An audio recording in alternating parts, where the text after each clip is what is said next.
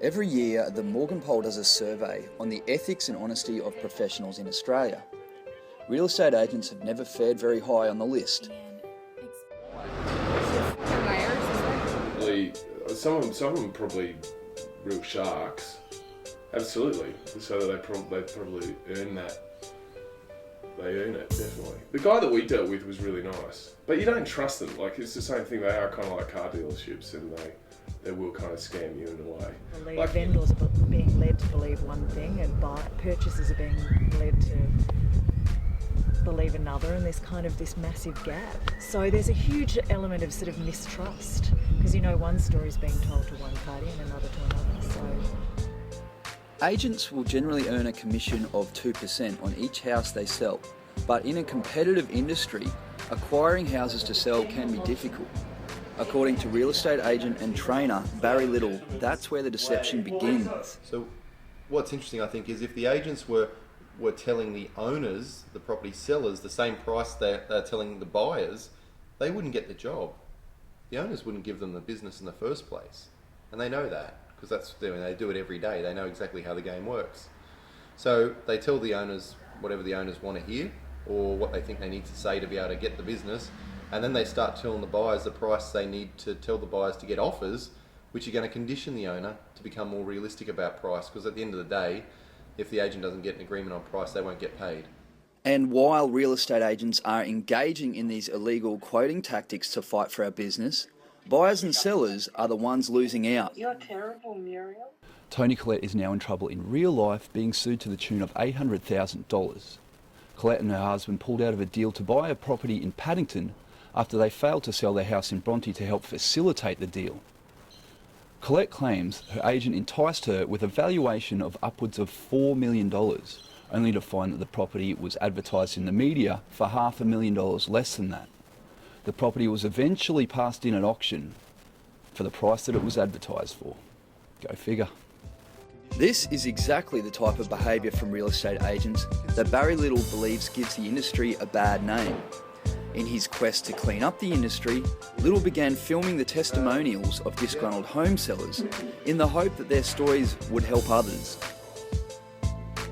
Well, they promised things that they didn't follow up through, and then in the end the price they said, one particular said, you'll get X, and the day before they said, no, you won't get X because there's a block of flats and the road's narrow. And we said, hang on. The road's always been narrow and the block of flats has always been there, so why did you say we'd get X? We've been with another agent who had recommended that we put it on the market for expected price of between 1.6 and 1.8 million. The reality of it was, when they were speaking to vendors, they were saying high 1.3s to 1.4s. Consequently, that gap would never be filled. And so they were lying, basically. And on top of that, we had a very expensive marketing campaign on their behalf. So we felt very burnt and violated by this. The agency, being a larger agency, uses print media as one of the driving forces, primarily, I think, to promote their own business as opposed to promote my property. And we ended up spending about $6,000 on the campaign with no results, and as we spoke about before, no real offers. Tim McKibben, the CEO of Real Estate Institute of New South Wales, says the Office of Fair Trading is clamping down on misquoting, but that the industry is generally pretty clean anyway. So you cannot say to a vendor that I will get you a price that you can't achieve. That's overquoting, and the mirror image of that is to say to a prospective purchaser that this property is likely to achieve at market a price that is less than that. That's underquoting. Now, does that sort of activity go on? Sadly, it does. Let's call it for what it is. It does go on. Thankfully, nowhere near as much as I think people in the community would think. McKibben suggests there are many factors that add to the negative image associated to real estate agents. Real estate agents feel some dissatisfactions on occasion. I think it's more about the size of the transaction, the stress that goes on, and the difficulties in the market of acquiring property. There is no laws that demand transparency from real estate agents, and many home sellers depend on their gut instinct to choose an agent without being privy to their quoting and selling process. Is it important to qualify people so you don't get disappointed if they misquote you? So how did you come up with that quote?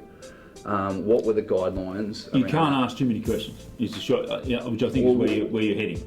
If people avoid these questions, should you then be sceptical? Oh, sure. Anybody, but anyone who is avoiding your due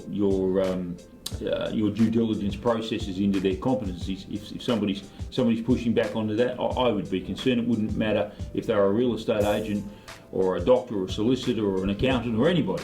It may be a bit of a lucky dip getting a good real estate agent, but Barry Little recommends you do demand to know how your house is being sold and choose an agent who is not afraid of transparency.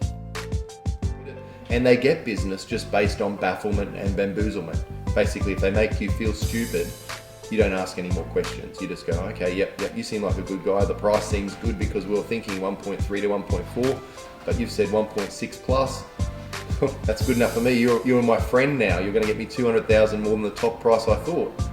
Of course, that makes you feel good inside as a home seller, but if you really want the truth and you don't want to have an unpleasant surprise later, you really want to sit down and say, look, and you can be empathetic to the agent. The price you've said sounds pretty reasonable to us. It sounds good to us. Can you show us how you came up with that figure? Well, basically, what's the proof behind that figure? What's the sales you're using to compare with? And secondly, can you show us how you're going to go about marketing and advertising our property to get that price range? So what's your strategy here? What's your process? Okay, and if they try and avoid that, then you should be wary. Well, certainly be wary. I mean, why would they try to avoid it if they were being upfront with you?